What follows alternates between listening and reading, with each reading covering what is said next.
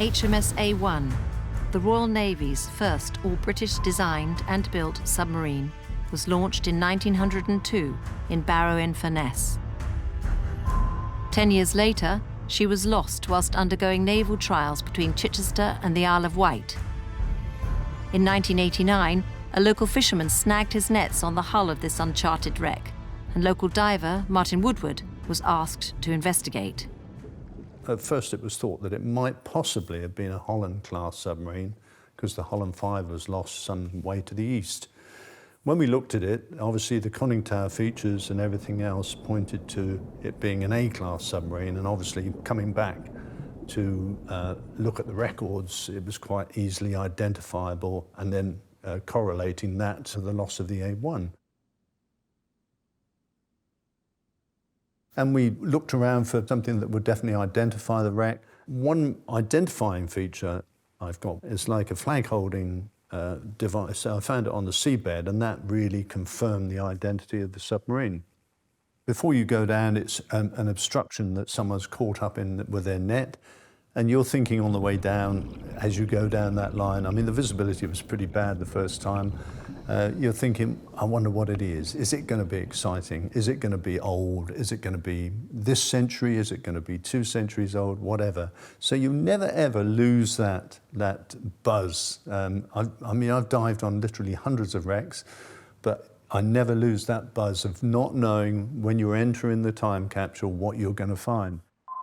Such is the importance of this submarine, it was designated in 1998. A dive team of volunteers, led by Martin Davis, regularly visit the site. Being the first British designed and built submarine, it's just an amazing feat of engineering. And to see it still almost in one piece there, out, just out here in the Solent, it's just truly amazing. And I really get so excited about diving it each time. It's just a fantastic dive that anyone can do. It's geared only at 14 metres deep, and yet anybody in the world got a diving qualification, can come and dive it with me. And I really enjoy chaperoning people around it and giving them the history about it, because it truly is just an amazing feat of engineering. It's 120 years old now and still actually truly looks like a submarine in a lot better condition than a lot of wooden wrecks. So our dive team mainly comprises of volunteers here from South Sea Aqua Club. We're diving the wreck about a dozen times a year. This involves initially just doing some monitoring of the wreck and making sure that it's in good condition. If there's actually damage to the wreck, then we'll organise removal of ropes and pots. We'll also start looking at some of the sediment on the wreck and the wildlife on the wreck as well, which is really important.